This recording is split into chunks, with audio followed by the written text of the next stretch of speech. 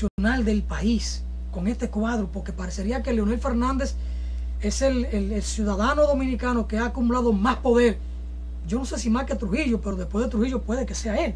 Sí. Pero en términos institucionales y de la formalidad de la democracia o de la formalidad democrática, Leonel es la persona que ha concentrado, yo digo quizá un poco buscando la figura de los marxistas en sí y para sí, los factores de poder. Sí, bueno, ahí es bueno utilizar una respuesta del mismo presidente Fernández. En el año 2000, cuando ya lo estaban sometiendo por el caso del PM, él en una intervención del fenecido y gran comunicador Freddy Veras Goico, que se puede ver en YouTube, en los portales de internet, él dijo, bueno, refiriéndose al gobierno anterior de Hipólito Mejía, este gobierno tiene la quinta brigada, tiene el ejército, lo que sea, pero nosotros tenemos dignidad y tenemos honor, tenemos coraje, refiriéndose a él y a los miembros del Partido de la Liberación Dominicana que en ese entonces estaban siendo encausados.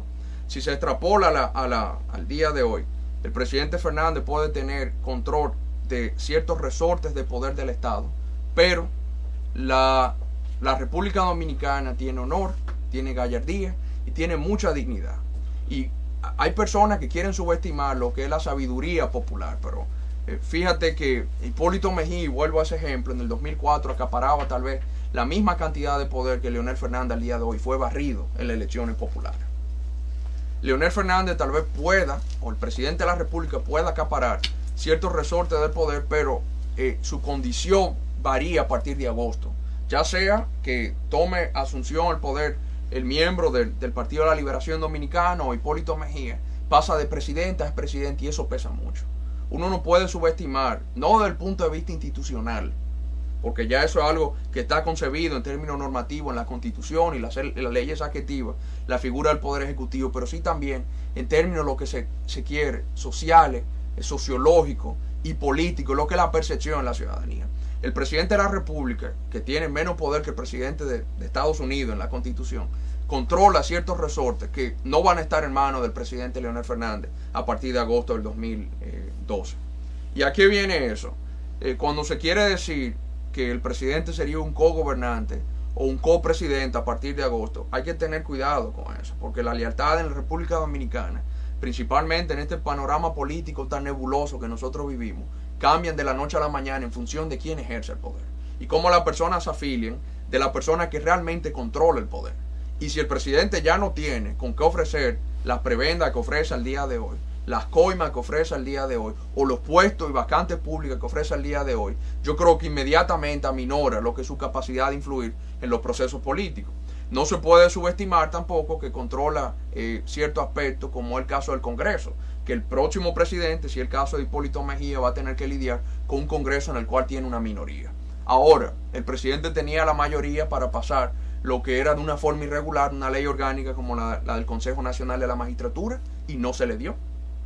Tenía todos los resortes y querían hacer una chapucería jurídica con el veto, cambiar lo que es la naturaleza de una ley orgánica como el Consejo Nacional de la Magistratura. Y eso sembró y puso inmediatamente en alerta a muchos sectores de la República Dominicana, viendo de que si se pasa un precedente con relación a esa ley del Consejo Nacional de la Magistratura, vendrían otras leyes que serían muy peligrosas para el devenir institucional de la República si se pasaban de esa manera. Entonces, hablar de que el presidente controla y amasa mucho poder es cierto, pero la temporalidad del poder hay que verla también en ese escenario, que termina ahora en agosto del 2012. Pero no se olvide, Valerio, sí, que el PLD es una corporación política distinta a la del PRD. Yo pienso que el profesor Euclides Gutiérrez Félix tiene razón cuando ha dicho siempre que el PRD es una corporación de grupo y no un partido político típico, formal. El PLD es distinto. En el PLD están formados en base a un lineamiento, en base a un líder, en base a una disciplina, y eso lo sembró así el profesor Juan Bosch, y Leonel ha continuado con esto. Es decir, en el PRD se da una garata con puño. En el PRD hay grupos y en el PRD todo tiene un precio. En el PRD los diputados que pueda tener, una buena parte de ellos están en el mercado de conciencia. Tienen un macuto que lo ponen ahí para que le echen dinero y cambian su lealtad. En el PLD hasta ahora la cosa no ha sido así. Es decir, en el PLD hay una fidelidad. E incluso en el 90-94 expulsaron a algunos síndicos, San Pedro Romana, porque se prestaron a cosas que contravenían los principios disciplinarios, organizativos del PLD, y lo expulsaron.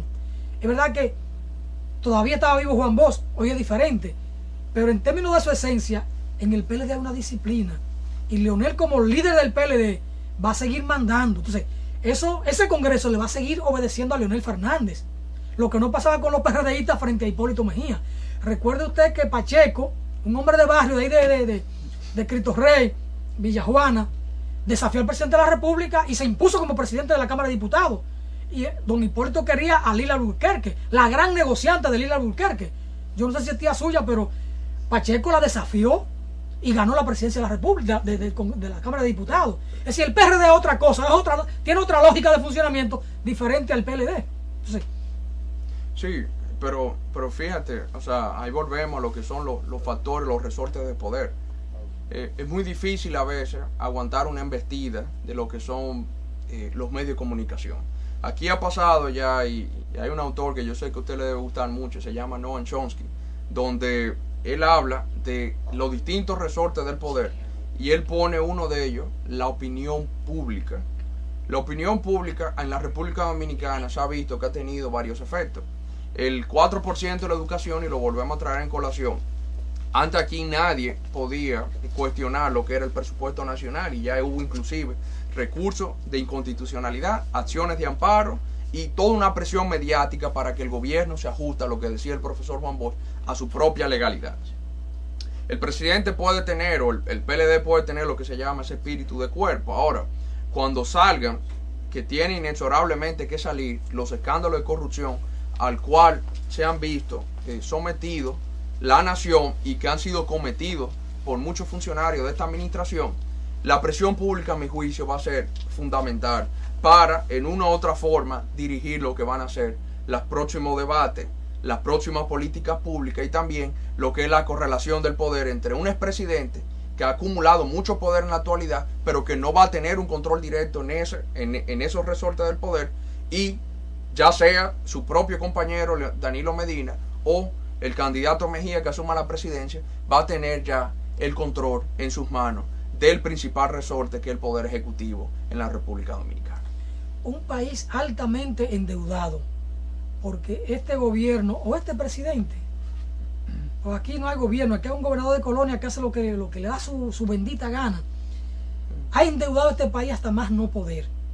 El que venga, Danilo, Hipólito, Julián Cerrulle, Guillermo Moreno, tendrá un país ingobernable en términos económicos, en términos financieros.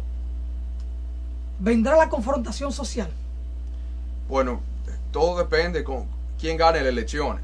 Eso es lo primero. O sea, si es la lucha está cerrada entre Hipólito Mejía y Danilo Medina. O sea, no hay posibilidad de que un candidato emergente, como se le quiere llamar a muchos de los que tú mencionaste, el señor Julián Cerullo, Guillermo Moreno, tengan posibilidad real en el próximo torneo electoral de ganar. El endeudamiento sí es algo crítico, y no es algo crítico nada más para el próximo gobierno, sino para la nación en su conjunto. La ley de presupuesto, pocas personas tal vez la leyeron en su totalidad, pero la ley de presupuesto calcula lo que es la tasa de cambio entre el dólar y el peso a 50-1 al 2014. Y eso tiene mucho que ver con el nivel de endeudamiento.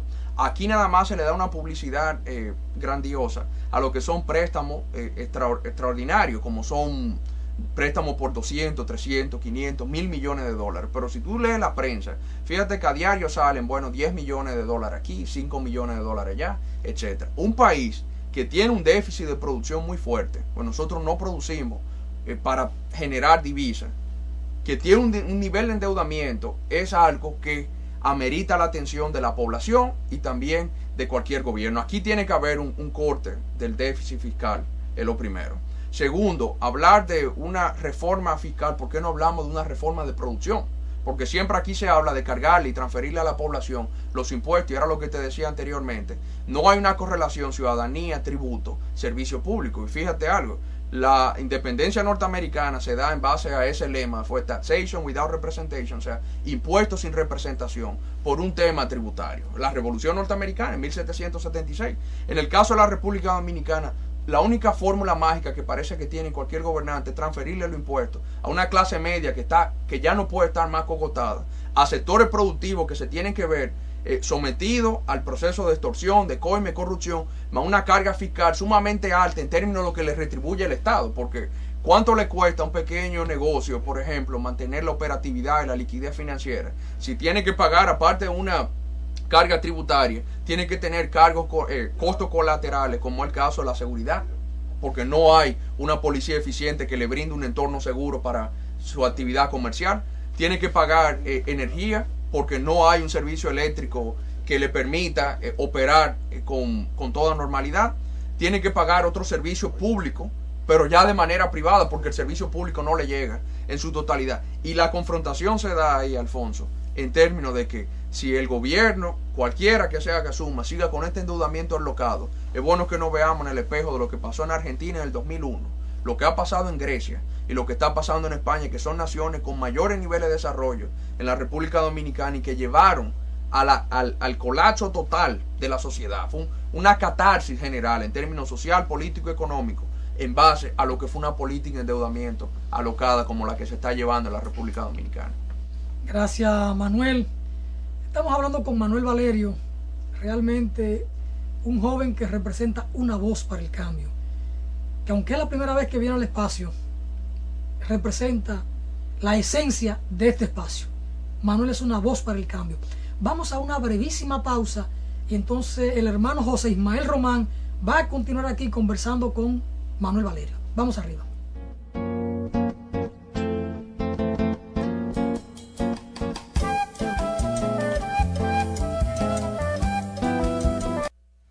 Cuando usted vaya a comprar o vender una casa, un apartamento o un solar, piense en Felga S.A., una compañía de bienes raíces con criterio muy profesional.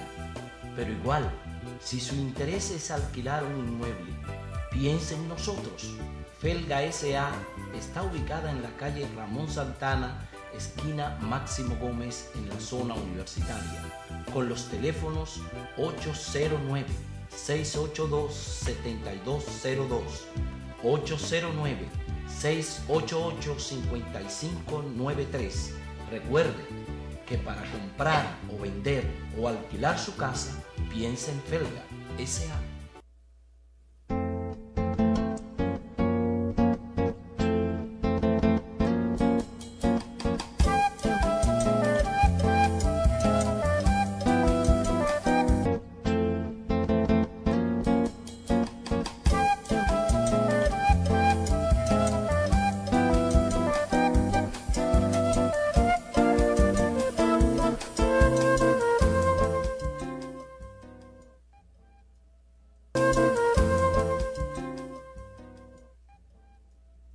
Seguimos en Voz para el Cambio. Bueno, amigos y amigas, hoy nos hemos dado un banquete aquí con Manuel, haciendo una valoración tanto de temas nacionales como de colada, todo lo que tiene que ver con situaciones internacionales, a raíz de cosas que nos identifican, que nos ponen en la palestra pública. Manuel ha sido muy incisivo, ¿verdad?, en cosas que nosotros quisiéramos resaltar en este caso. Hablaba de las dificultades que tiene el país, de las posibilidades que tiene, de toda esa situación caliente que se está dando en la pelota y también en la política, Entonces, Manuel, me gustaría escuchar, que no es uno de los conceptos que se ha usado en el país por muchos intelectuales, con relación a ese panorama que tú has pintado de dificultades y de posibilidades de que este es un país que está en un momento de un estado fallido. A ver cómo tú podrías plantear eso desde tu punto de vista. Sí, bueno, es un tema, un concepto que se ha desarrollado bastante en términos académicos, en términos conceptuales, a partir de los años 90, con el final de la Guerra Fría. Aquí se creó todo un alboroto en el 2005, cuando la revista Foreign Policy, en su primer indicador de estado fallido, colocó a la República Dominicana en un lugar peligroso. En ese ranking de unos 110 naciones, nosotros estábamos en el lugar número 20, comparado con países como la República Democrática del Congo, Haití, Somalia, etc. Y toda una ola de chauvinismo, no de nacionalismo, salió al frente. Hablar de Estado fallido, hay distintas categorías: Estado fallido, Estado colapsado, Estado en vía de colapso, etc. En la República